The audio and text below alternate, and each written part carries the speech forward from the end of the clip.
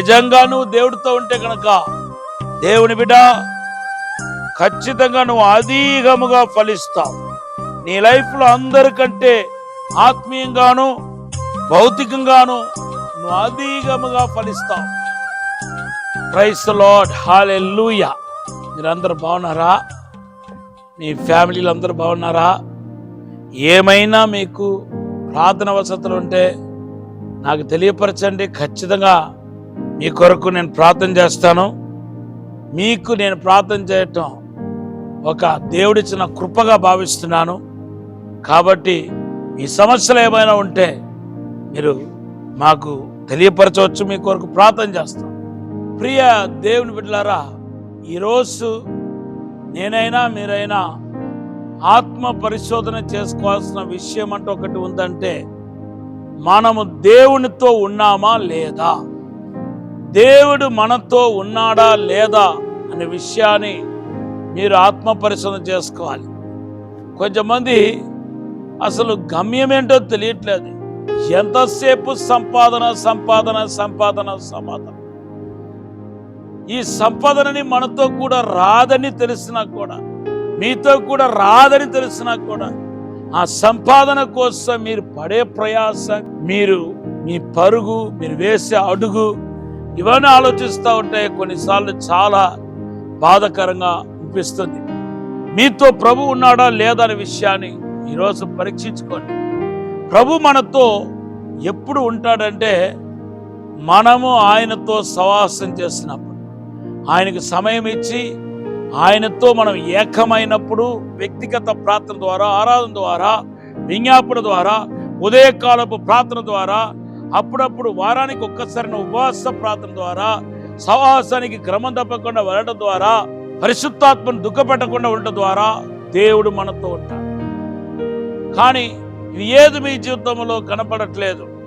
ఈరోజు సూటిగా మిమ్మల్ని అడుగుతున్నాను, మీరు ప్రభుతో పాటు నడుస్తున్నారా లేదా, ప్రభు మీతో ఉన్నాడా లేదా అనే విషయాన్ని మీరు బాగా ఆత్మ పరిశోధన చేసుకోవాల్సిన వారే ఉన్నారు.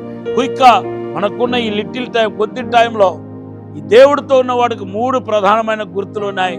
అవి మీతో చెప్పాలని చెప్పి ఆశపడుతున్నాను. మొదటి గుర్తు ఏంటంటే, నిజంగా నువ్వు దేవుడితో ఉంటే కనుక దేవుని బిడ్డ ఖచ్చితంగా నువ్వు అధికముగా ఫలిస్తావు. నీ లైఫ్లో అందరికంటే ఆత్మీయంగాను భౌతికంగాను నువ్వు అధికముగా ఫలిస్తావు. ఫలించే ద్రాక్షవల్లి వలె ఉంటావు. యేసు ప్రభు యోహాను సువార్త 15వ అధ్యాయంలో చక్కగా మాట పలుకుతున్నాడు. అదేంటంటే, ద్రాక్షవల్లి నేనే, తీగలు మీరు.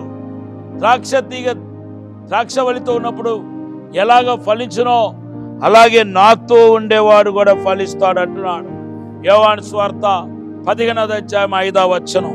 మనం ఆత్మీయంగా ఫలభరితమైన జీవితం జీవిస్తాం.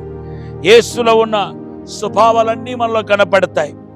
రెండవదిగా, మీరు ప్రభుత్వం ఉన్నాము అని మీరు అంటే గనక ఇంకొక పరీక్ష కూడా ఉంది.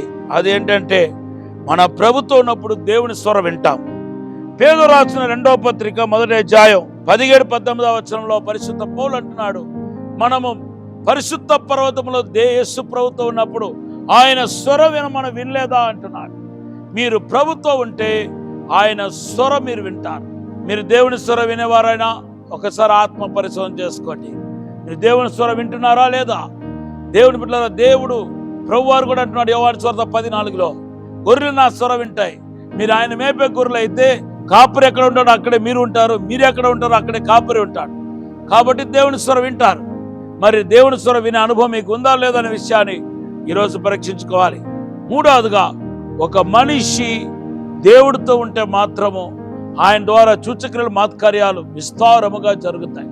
అపోస్తల కార్య 10వ అధ్యాయం 38వ వచనంలో 4వది ఇంకొక గుర్తు కూడా ఉన్నాయి. అపోస్తల కార్య 4:13లో బహుధైర్యం కలిగిన వారుగా ఉంటాం. దేవుడు మనతో ఉంటే బహుధైర్యం గల వారుగా ఉంటాం. కనుక మీరు దేవుడితో ఉండాలని కోరుతున్నాను. దాని కొరకు మీరు ఏ వెలైనా చెల్లించడానికి సిద్ధపడిపోవాలని ప్రభు పేరిట మనవి చేస్తున్నాను. ఈ సమయంలో ఒక చిన్న ప్రార్థన చేస్తాను. పరిశుద్ధము నమ్మకమైన పరలోక తండ్రి, నీకు వందనాలు, స్తోత్రాలు ప్రభా. అయ్యా, నీతో ఉండే భాగ్యం దయచేయండి ప్రభా. మాలో ఉన్న పాపాన్ని, లోపాన్ని కడగండి, పరిశుద్ధపరచండి ప్రభా. ఇప్పుడే అభిషేకించండి, 2 పలాత్మ దయచేయండి అయ్యా. నీతో ఉండే వాక్యం దయచేయండి ప్రభా. యేసు నామములో ఏది ఏమైనా నీతో అండగట్టబడాలి ప్రభా. అట్టి కృప దయచేయమని ఆశ్రయించమని యేసు నామములో అడిగి వేడుకుంటున్నాము తండ్రి. Amen. Have a blessed day. ప్రభు మనల్ని దీవించును గాక. మత్తయి సువార్త 28:20 ఈ వాగ్దానం. Have a blessed day.